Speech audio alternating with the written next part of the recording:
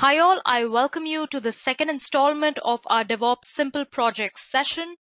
This installment is going to revolve around Docker, another tool of importance when it comes to DevOps.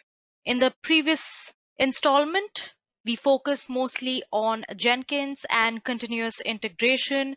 The session included a hands-on project around Jenkins, where we learned how to compile a code that is present in GitHub, review that code and analyze the test cases, along with how to build a Jenkins pipeline. If you've missed that session, I'll leave the link in the description box below. You can go ahead and attend that session before you begin with this one. However, there is not going to be any continuation issues if you haven't seen the first installment of this session. This is going to be a fresh new project. And here we are mostly going to focus on Docker images, Docker container, and Docker compose. We are going to speak a little bit about the necessity for Docker, Docker's working architecture, and Docker engine in detail. And then we'll move on to our hands-on session, by the end of which you will learn to pull a Docker image and spin your own Docker container. Also, if you want to learn more about Jenkins, Docker, and other tools and technologies under DevOps, don't forget to check out our DevOps certification training, the link to which I'll leave in the description box below. So without much ado, let's get started. So let's start out a little bit by discussing why exactly was Docker required? Why was it necessary? Now, one of the most common problems that industries were facing at one point in time is that there would have been a developer who's built an application that works fine in their own environment. But when it reaches production, there will be certain issues with that application. Now, why does that happen? This basically happens because of the difference in the computing environment between the dev and the product. And I'm pretty sure a lot of you might have faced this hurdle in your experience as well. If three or more developers are working on a certain piece of code, there are certain sections, certain bits which work on your system just fine, but they do not work on the others as well. So this is a problem that we need to address. Meaning small and services meaning services. Now, all of these small services communicate with each other over a network to fulfill one particular goal. For example, if there is an online shopping service application, it can be broken down into smaller microservices like the account service, the product catalog, the card server, as well as orders. Now, this architecture has gained a lot of momentum in the past decade, thanks to its popularity amongst the big four companies, as well as companies such as Facebook and Amazon, all of them adopting this architecture. And why wouldn't they? Firstly, there will be certain applications which are easier to build and maintain when they are broken down into smaller pieces or smaller services. Second reason is, suppose if I want to update a particular software, I want a new technology stack in one of my modules, I can easily do that because the dependency concerns will be very less compared to the application as a whole. Apart from that, there's also the fact that if any of my modules or any of my services breaks down, then my whole application still largely remains unaffected and running. So that was all about microservices. But then again, there are problems, like in everything. Now, microservice is this beautiful thing in theory, right? But obviously in implementation, there would be issues. So a traditional approach to implementing microservice architecture is that there is a host machine, and on top of that host machine, there are multiple virtual machines. Now, each of these virtual machines contain the dependencies for one microservice. Now, a lot of you might wonder, what is the disadvantage here? The major disadvantage here is in the virtual machine, there is a lot of wastage of resources. Resources such as RAM processor, disk space, all of this are not utilized completely by a microservice which is running in these virtual machines. So it is not an ideal way to implement microservice architecture. And right now we just spoke about maybe 3 or 4 or 5 microservices, when in actuality on an industry scale, an app like that would require some 40-50 different services. So real life applications are huge. So at the time, using virtual machines does not really make sense because of the wastage of resources. So these are the two problems that there was before the inception of Docker. So how is Docker solving these problems? So moving forward, let's look at the very same microservice problems implementation. So what's happening here is that there's a host machine, and on top of that host machine, here is a virtual machine, and on top of that virtual machine, there are multiple Docker containers, and each of these containers contain dependencies for one microservice. So what's the difference? Earlier we were using virtual machines, and now we are using Docker containers on top of virtual machines. The difference is that Docker containers are actually extremely lightweight alternatives of the virtual machines. What does that mean now? That basically means that in Docker containers, you don't need to pre-allocate any RAM or any disk space, so it will take the RAM and disk space according to what it needs. It'll take up space according to the requirements of applications. But note that we still have to use a virtual machine here, because the host machine has to be a Linux or a Unix based machine in order to run Docker containers. Docker containers do not work on Windows systems. So if you have a Windows system, you do require a Linux or a Unix virtual machine. Only then you can run Docker containers. And another reason for using Docker containers in a virtual machine is that you want to segregate it from the rest of the host machine, and you want to encapsulate that separately in a virtual machine, because in your host machine, suppose you have around 64 GB of RAM and around a 20 TB of hard disk, and all of your microservices combined will not use more than, say, 20 GB of RAM and 200 GB of hard disk. There is no point in running Docker containers on the host machine. I can configure a virtual machine that provides 20 GB of RAM and exactly 200 GB of hard disk, and I can run Docker containers on this particular virtual machine. Now that is one problem solved. We still have to look at the inconsistencies in computing environments throughout the software delivery lifecycle. That problem. Let me tell you, first of all, Docker containers are actually developed by the developers. So if there is such a case where an application works fine in the development environment but not in the production, Docker containers provide consistent computing environment throughout the SDLC lifecycle. So the same environment will be present in the development, test, and product. So there won't be any difference in the computing environment. So what exactly is Docker? Docker is basically a tool designed to make it easier to create, deploy, and run an application. It uses containers, which are lightweight alternatives to virtual machines, where you don't have to pre-allocate any RAM. Docker containers do not use a guest operating system. It uses the host operating system. So there's the host operating system, and on top of that host OS, there is a Docker engine, and with the help of this Docker engine, Docker containers are formed, and these containers have applications running in them. And the requirements for those applications, such as all the binaries and libraries, are also packaged in the same container. And also remember that there can be multiple containers running on top of the host machine. So this is what a general workflow of Docker looks like. You can see one way of using Docker over here. What is happening is a developer writes a code that defines an application requirements or the dependencies in an easy to write Docker file, and then this Docker file produces Docker images. So whatever dependencies are required for a particular application is present inside this image. And what are Docker containers? Docker containers are nothing but the runtime instance of a Docker image. This particular image is uploaded onto the Docker Hub, which is kind of like the Git repository but for Docker images. It contains public as well as private repositories. So from public repositories, you can pull your image as well as you can upload your own images onto the Docker Hub. So from the Docker Hub, various teams such as the QA or the production team will pull the image and prepare their own containers. So whatever dependencies that are required for your application is actually present throughout the software delivery lifecycle. And that solves your first problem. So this is another way of using Docker. Previously, you saw that the images were used and those images were uploaded onto the Docker Hub, and from Docker, how various teams were pulling those images and building their own containers. But Docker images are huge in size and require a lot of network bandwidth. So in order to save that kind of network bandwidth, we use this kind of a workflow over here. We use Jenkins servers or any other continuous integration server to build an environment that contains all the dependencies for a particular application or a microservice. And that build environment is deployed onto various themes like testing, staging, and production.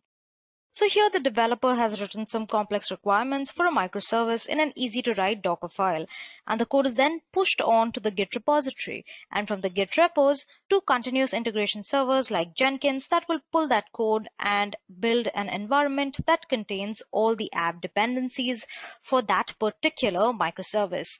Now, that environment is deployed onto the testing, staging, and production, and in this way, whatever requirements are there for your microservice is present throughout the software delivery lifecycle. So right now I want to touch up on certain components of Docker. First of all, this ORCID registry is the Docker registry, and it's nothing but the storage of all your Docker images, which can be stored in public repos or in private repos. These repositories can be present locally or can be present on the cloud. Now, Docker provides a cloud-hosted service called the Docker Hub, which we have discussed previously. You can actually pull an image and prepare your own containers at the same time. And you can also write an image and upload that onto your Docker Hub and upload that into your private repo or a public repo. So the next thing I want to talk about is Docker images and containers. Now, images are nothing but read-only templates that are used to create containers. Now, these Docker images contain all the dependencies for a particular application or a microservice. You can create your own image and upload that onto the Docker Hub, and at the same time, you can also pull these images which are available in the public repos and in Docker Hub. Moving on, we have Docker containers.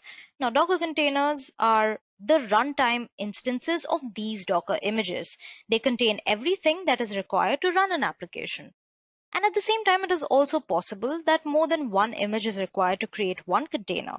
Alright, so for better understanding of the Docker images and the Docker containers, what I'll do is I'll go back to my Ubuntu box and I will pull a CentOS image and I'll run the CentOS container. So let us move forward and first install Docker to my Ubuntu box. So here what I'm going to do is first I'm going to update all my packages. So I'm going to type sudo apt-get update, put in the password, and here it begins. All right.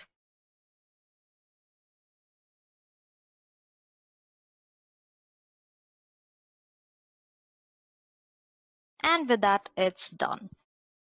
So let's clear the screen. So let's install Docker by using apt-get install docker io. Yes. And this is then going to take some time.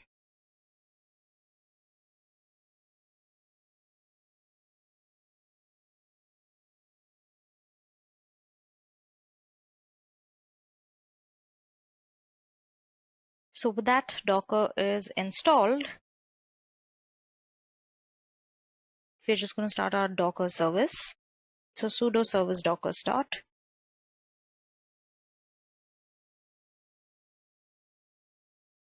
Then let's go ahead and check our system status.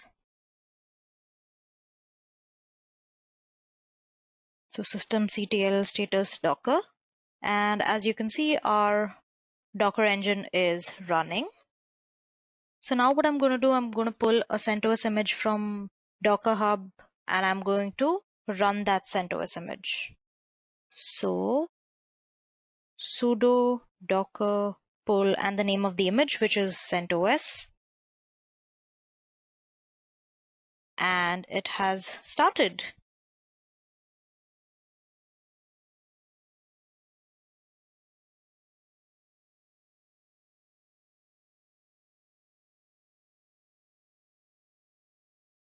First, we'll check the local repository for the CentOS image. If it doesn't find it there, then it will go to the Docker Hub for the CentOS image and it will pull the image from there.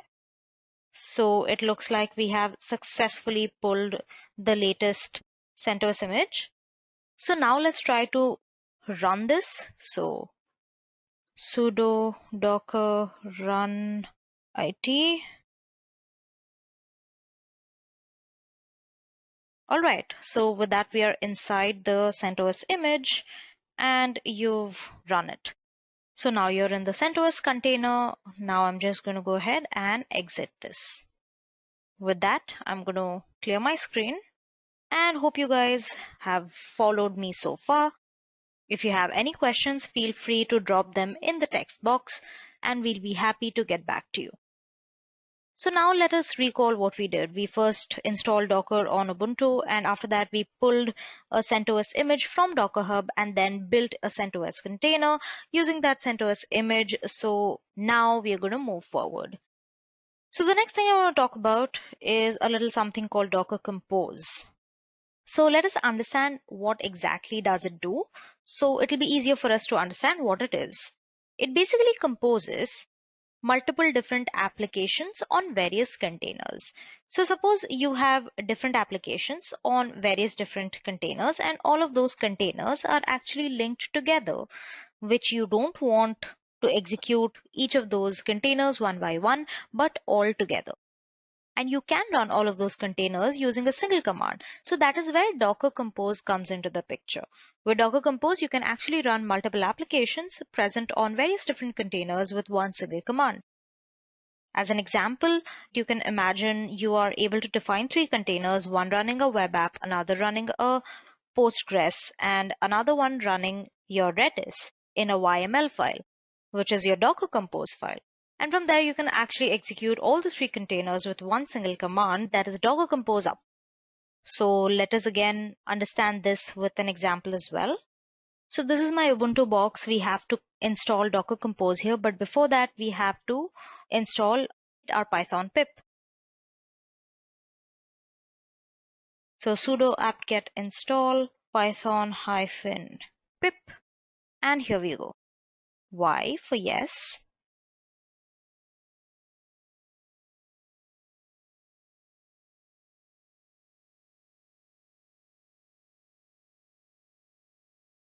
And with that, I think we are almost done extracting templates.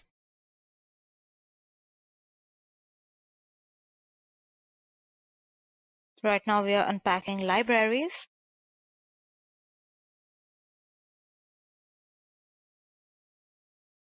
With that, we're done. Let's clear the screen, go up. So now let's install Docker Compose. So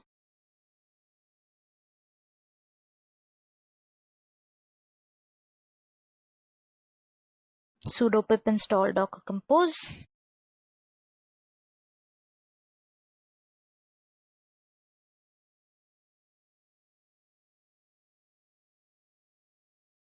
So I'm just going to clean it and I'm going to create a directory called Nginx. So what I'm going to do, I'm going to first go into the folder where I have my Docker Compose file. So I'm going to open my Docker Compose file in the VI editor and show it to you guys. So it's a fairly rudimentary Docker file, but it should be enough to give you an idea of how this thing works. First, we are specifying the version of our Docker Compose, and then we are going down to define our services. So we are using two services. One is a web service and one is a database. For both of them, we are using the official images. For web service, we are using the official image of Nginx, and for database of MySQL. Then we are defining our ports. So basically what we are trying to do is we're trying to establish a connection between the 3306 port of my local machine to the 3306 port of the Docker container. And then finally, we have our environment credentials. So that is all. I'm going to exit the Docker Compose file. And now we're going to run it and see Docker pull those images. So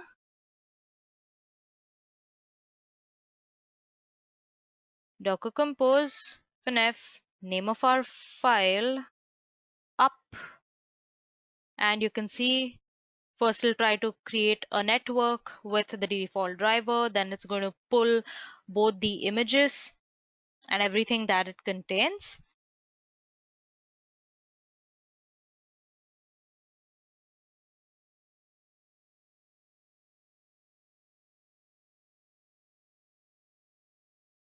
And it's going to do the same thing for the MySQL database.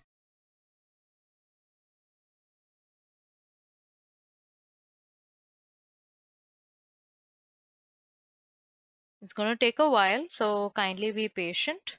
This file is taking a little longer to get extracted and then pulled. Now it's creating an Nginx database and setting up the Nginx web server. So now if I type Docker images, you can see both of our images are here. We have MySQL and Nginx. And that is how, with the use of Docker Compose, you define and run multi-container Docker applications. You use a YAML file or a YML file to configure your application services. And then with a single command, which was the Docker Compose up command, you create and start all the services from your configuration all at once. You run this Docker Compose up command and the Compose will start and run your entire app. With that, we've come to the end of the second installation. Stay tuned for the third and final installation of this DevOps project session. I'll take your leave for now. My name is Upasna. Thank you and have a great day.